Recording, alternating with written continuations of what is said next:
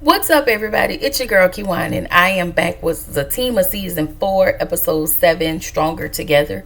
Before I start, y'all make sure we like, comment, subscribe to the channel. Click the notification bell button so you can be updated on every video I drop. Make sure y'all like the videos so I can stay in the algorithm. All right? So the episode starts, y'all, with Zach trying to take care of Fatima. She politely asks him to back up. She's agitated, aggravated, hormonal. So y'all know how that go. I'm just glad. I just can't wait for her to drop this baby so all of these hormones and mood swings and all of the things can just come to a halt. Okay? So Fatima makes it to the office. She gets out of her car and she's looking around because she knows, I feel like she knows in the back of her mind she's being stalked by Leslie low-key. And so Angela goes up to her and taps her, and she jumps like she's really scared. And so Angela was like, what's going on? Fatima says it's nothing. Angela tells her, if it's nothing, then why are you so jumpy? And so Angela says, is it the Leslie situation? Fatima tells her no, and Angela then lets her know that Leslie stopped by her house. Well, just came into her house or broke in her house, but she did use her key. So Fatima is on high alert at this point. She was like, what? And so she tells Angela, why didn't you tell me? And Angela was like, listen, a lot of things was happening in that moment. That was the night of the repass. And I want to say she probably would have told her after that, but I think with her not supposed to be, stressed out, and how Fatima has been kind of frustrated and letting Angela know her frustrations and how she's stressed, but she's not supposed to be stressed, is probably another reason why Angela didn't share that information with her. And so Angela tells her, hey, Zach is going to be mad when he finds out. And of course, Fatima was like, Zach doesn't need to know. And she was like, well, I can handle myself. And so she pulls out a gun. Well, Fatima, I get you can handle yourself, but at the same time, you're pregnant. You're big pregnant. And you not telling Zach, to me, is not in your best interest or the best interest of the baby. You're not supposed to be stressed out. So with that being said, he should know. So Angela, lets her know, hey, I think you have a stalker on your hand. Fatima is being absolutely avoidant. She was like, I don't want to talk about it. And Angela was like, just because you don't want to talk about it doesn't mean it's not happening, right? So Fatima lets Angela know that she needs a stylist because the girl that was recommended to her is tripping. Angela tells her, I need you to call Belinda. And of course, y'all know Fatima 86 that. So Angela makes it to the break room at the job. She sees her notices her coworker has lost a lot of weight, and she lets her know, you look really amazing. What did you do? And so her coworker lets her know she's taking a shot that's, y'all know, is equivalent to Ozempic. And not only that, she changed her eating habits and she's exercising more. And she said the niggas are on me. Okay? She said the niggas are on her like flies on shit. Okay? That's all that came to my mind. It's just flies on shit. Okay? Anyway, which I do need to say, Nzinga, I think that's Angela's real name, y'all. If I'm saying it wrong, forgive me. But she has lost a lot of weight. Like, she looks amazing. I don't know if y'all seen it, but she looks absolutely amazing. Anyway, Fatima calls Sage and asks her, did she look over her documents that Fatima sent to her? She tells Fatima, no, I've been too busy. I've been in the studio. I've been doing X, Y, and Z. So Fatima was like, she basically told Fatima, I don't have time. I really don't have time for it. And she was like, I trust your judgment. And Fatima was like, that's cool and all. I get that you trust my judgment, but This is what got you in a situation that you're in now, because you're not looking over your own documentation. You need to be looking over that and not trust other people to watch out to do this for you. We also see in this moment that, and I didn't talk about Zach being in the office, but I just wanted to point out how Zach and Fatima are actually overextending themselves between jobs and things that are happening outside of work. Instead of just saying no, they both are overextending themselves. So Fatima is in the conference room. She stands up because she was talking to her coworker. Her coworker was like, if you need anything, let me know. Of course, Fatima was like, no, you do need the help. Say that. Ugh. And so she sees Leslie, as clear as day. Leslie passing by, looking at her with the biggest smirk on her face. Looked just like her. And I think Fatima was in this moment of shock, but she was still pissed off at the same time. And so Angela went out to meet Zach to discuss the baby shower situation. And, he tells Angela. He tells Angela that he's in over his head. Angela reminds him, hey, Fatima really just wanted something small.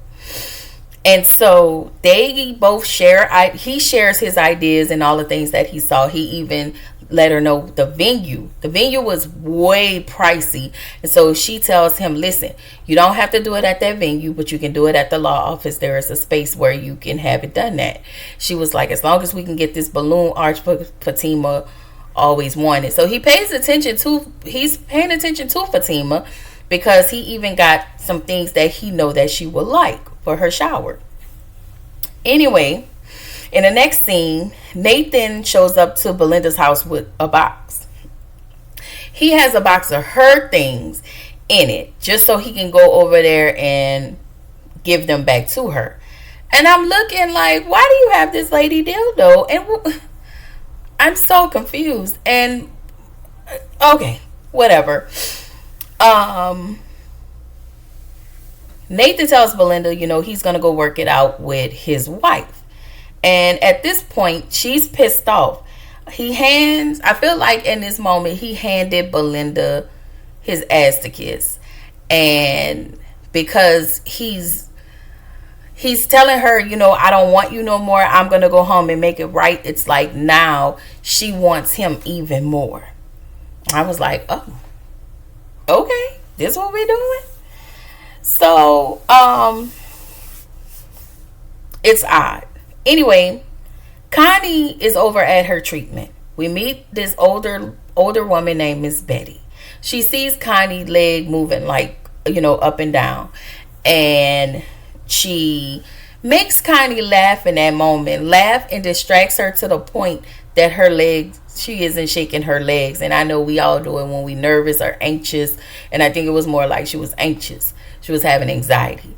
And so Miss Betty asked Connie, hey, do you have any friends or family? Do you have a support system that's going to come and help you out? And Connie was like, well, I don't want to bother people. And she tells Connie, it's only a bother with people who don't really care about you like that. Connie tells her, no, it's just me. She tells Connie, I have a feeling you want it to be that way. So she also tells Connie, you being this way, and if anything happens to you, God forbid, you would have to leave your friends and your family with unknowing grief. And so Connie was like, what is that? So she asked Connie, she said, imagine me being your friend and I just died from cancer, but you never knew I had cancer. How would you feel? Connie said, I would be angry. And she was like, why? She said, because you could have told me you had cancer. She was like, exactly. You're picking up what I'm putting down? Okay? Like, Connie said, she asked Connie, does anybody know? And so Connie tells her, I told one of my friends, but I made him promise not to tell anybody else. And this lady was like, sweet baby Jesus. And at the end of the day, Connie doesn't want anybody to know. Her own kids doesn't even know. And so she was like, you have to tell them. You have to be able to disclose this type of information with the people that you love. All right. So she tells Connie, that everybody needs to know what's going on, and that, you don't need to fight this alone. Like, you're choosing to fight this alone, but you don't have to fight this alone.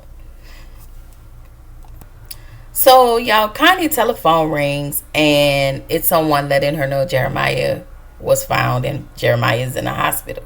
So Connie tries to leave her appointment, and she has 10 minutes left, and Miss Betty calls the nurse to come in, like, hey, look, And so she asked, Connie sat back, and she asked the nurse, how long do I have? The nurse was like, or the doctor or whatever, lets her know, hey, you have about 10 minutes left. And so she goes over to visit Jeremiah, right? And in this moment, she's having a conversation with Jeremiah, and she's letting him know, I want to help you. And again, I'm looking at Connie like, you want to help him. You want to really go out of your way for him, but you won't even help yourself. And yes, I get Connie is headed to her treatments, but when I say help yourself, I mean tell the people around you you love. That is the biggest help you can do for yourself. Telling your kids, like, letting this off your chest, like just getting it off the shoulders. Taking the weight of the world off your shoulders. So Jeremiah asked her, hey, what's up with the patches on your chest? Well, of course, she tried to lie her way out of this and say, it's birth control because, I don't want to get pregnant. So this is where, again, you can always catch Jeremiah's humanity. And I absolutely love it. He tells her, I've been on this shit for a long time. And he said, the one thing I know is when somebody's lying. He says to Connie that you are lying, and you're lying about something big. And y'all know this is where the episode ended. Like, Jeremiah ain't crazy. He might be on drugs, but he ain't crazy. Right? And I just want to say the hyper independence between Zatima and Connie is extremely annoying. And usually I sometimes go up for hyper independence, but when it's costing both of them their life, that's when I have a problem with it. Like, you're sick and you won't let anybody know, and you don't know how you can be helped. Or over here where you have a full-on stalker and you're pregnant, and Angela is the only one that knows. And I just kind of feel like we're still secrets.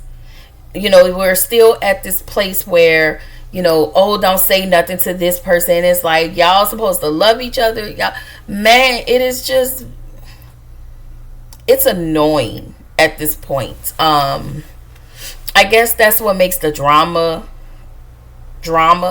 But I wish the writers would do something just a little bit different and be able to allow them to disclose information that needs to be told to the people that they need to tell it to. Anyway, y'all, Sunday I will be going live at 1 o'clock this Sunday. I am starting a new series, or a new series called Healing Out Loud. It's only going to be once a month, where I'm doing a temperature check for me.